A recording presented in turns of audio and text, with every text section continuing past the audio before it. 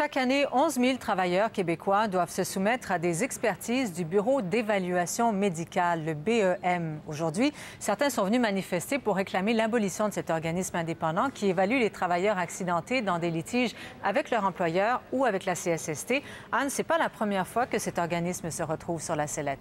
Cela fait 14 ans, Pascal, que des groupes de travail ou des commissions qui sont chargées de surveiller le Bureau d'évaluation médicale en demandent des réformes en profondeur, voire même l'abolition. Et ça, la première fois, c'était en 1994. Tout simplement parce que cet organisme est jugé non efficace et non essentiel.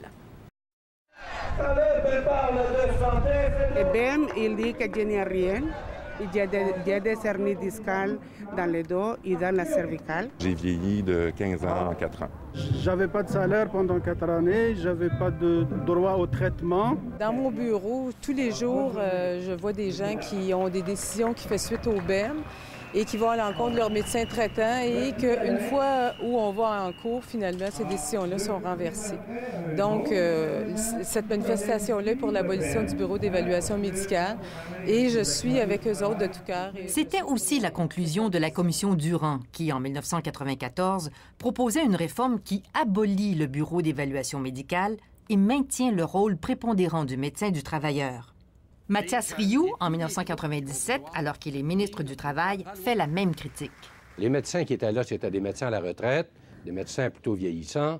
Les délais étaient énormément longs et parfois les décisions prises au BEM étaient des décisions que d'aucuns ont qualifiées de farfelues. Voyant ce qui se passe aujourd'hui, il regrette de ne pas avoir éliminé l'organisme.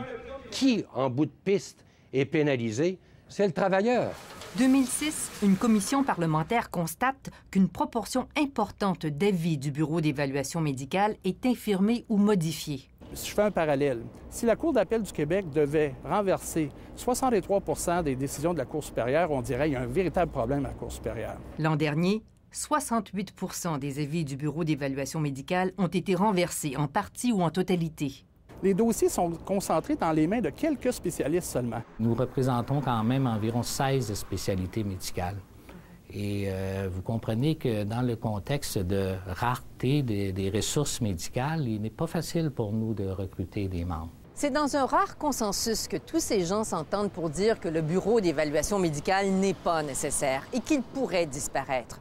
D'autant plus qu'il y a une autre instance d'appel, la Commission des lésions professionnelles. Anne Panassoc, Radio-Canada, Montréal.